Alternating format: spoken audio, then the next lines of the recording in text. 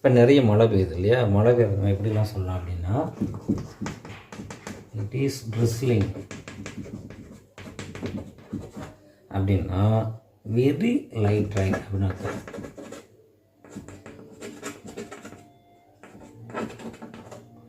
இது வந்து தூறல் அப்படி சொல்லலாம், தமிழில் சொன்னால் தூறல் அப்படின்னு நம்ம சொல்லிக்கலாம்.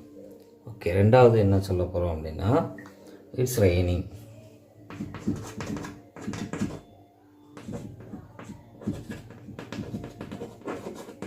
இட்ஸ் ரெய்னிங் அப்படின்னா நார்மல் ரெயின், அதாவது நின்னா நனைஞ்சிருவோம் அப்படிங்கிறது வந்து இட்ஸ் ரெய்னிங் அப்படின்னு சொல்லலாம். அடுத்து இட்ஸ் போரிங்,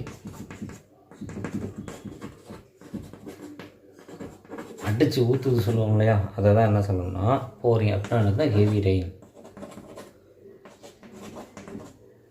ஓகே, அடுத்து வேறு எதாவது மழைக்கு சொல்ல முடியிருக்கா அப்படின்னா இட்ஸ் லாஷிங் அப்படின்னு இருக்குது.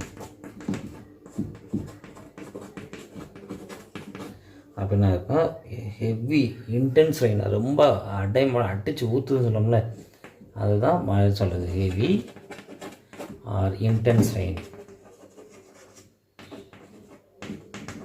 இதுக்கும் என்ன வித்தியாசம் இருக்குது சொல்லி பார்த்தீங்கன்னா, இது வந்து சட்டன்னு பெய்யும், இது வந்து அப்படி நம்மளால் பார்க்கவே முடியாத அளவுக்கு மழை பெய்யும், அதை சொல்லணும், அப்படி சொல்லணும். இட்ஸ் பக்கெட்டிங் டவுன் அப்படி இன்னொன்று சொல்லணும் அப்படின்னா இட் இஸ் பக்கெட்டிங் டவுன்.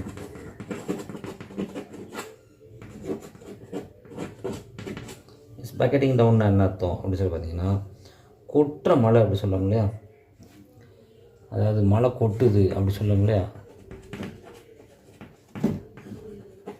அப்படி சொல்லலாம். அதான் மழை very heavy rain.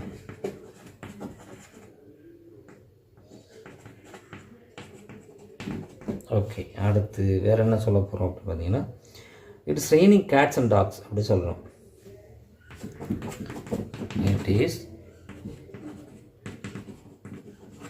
Raining cats and dogs அப்படின்னா இது எப்படி சொல்லுதுன்னா, இது வந்து ரொம்ப மழை பெய்யுது அப்படி சொல்லணும்ல, அதான் என்ன சொல்லுது, அப்படி கொஞ்சம் கூட இடைவெளி இல்லாமல் ஊற்றிக்கிட்டே இருக்குது அப்படி சொல்லணும்ல, அதை தான் என்ன சொல்லணும்னா அதை சொல்லலாம். இது வந்து இடியமாகவும் யூஸ் பண்ணலாம், இடியமாகவும் யூஸ் பண்ணலாம். இதுக்கு என்ன அர்த்தம்னா, இதுக்கு மீனிங்னா ஹெவி ரெயின். ஆக்சுவலாக இங்கிலீஷில் வந்து ஹெவி ரெயின் அப்படிங்கிறது மட்டும்தான் இருக்குது. நம்ம தமிழில் பார்த்திங்கன்னா அடைமழை இருக்குது, தூறல் இருக்குது, சாரல் இருக்குது, அப்படிலாம் இருக்குது. அதெல்லாம் நமக்கு தமிழுக்கும் ஆங்கிலத்துக்கும் சின்ன வித்தியாசங்கள் உண்டு, கற்றுக்கொள்ளுங்கள். நன்றி.